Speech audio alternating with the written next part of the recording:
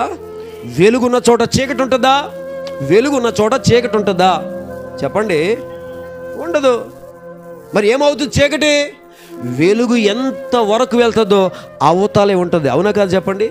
ఇది వెలిగే జీవితం అయితే, మనం వెలిగే వ్యక్తులమైతే, మనం ఆరాధించే దేవుడు, ఆశ్రయించిన దేవుడు మనతో ఉంటే, ఏ యవనస్తురాలు చావాలనుకుంటుందో, ఏ యవనస్తుడు చెడిపోతున్నాడో, ఏ పెద్ద వయస్కులు అనారోగ్యాలు పాలవుతున్నారో, నిన్ను బట్టైనా నీ యొక్క దేవుని కార్యాలు వారి జీవితాల్లో వారిని రక్షిస్తాయి. దేవునికి స్తోత్రం. అందుకని ఆశ్రయించండి.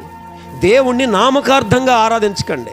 దేవుని నామకార్థంగా ఆధారపడకండి. దేవుడు సమర్థుడని చెప్పాను కదా, ఆ సమర్థత ఎప్పుడు బట్టబయలవుతుందంటే నీ మనసు పూర్తిగా, దేవునికి స్తోత్రం, బలవంతపు ప్రార్థన ఆయన కోరుకోడు, బలవంతపు భక్తి ఆయన కోరుకోడు, బలవంతపు విశ్వాసం ఆయన కోరుకోడు. ఆయన కోరుకునేది ఏంటంటే నువ్వు హృదయపూర్వకంగా, మనసారా, పూర్ణ మనసుతో, పూర్ణ హృదయముతో, పూర్ణ బలముతో ఆయన గాని నువ్వు ఆశ్రయిస్తే ఎబెనేజర్గా ఆయన మారుతాడు. హల్లెలూయా.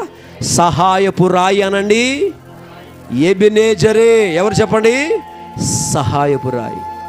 ఐగుప్తులో ఐశ్వర్యం రావడానికి మొదటి కారణం యోసేపు. యోసేపు ఏం చేశాడు? ఆశ్రయించాడు.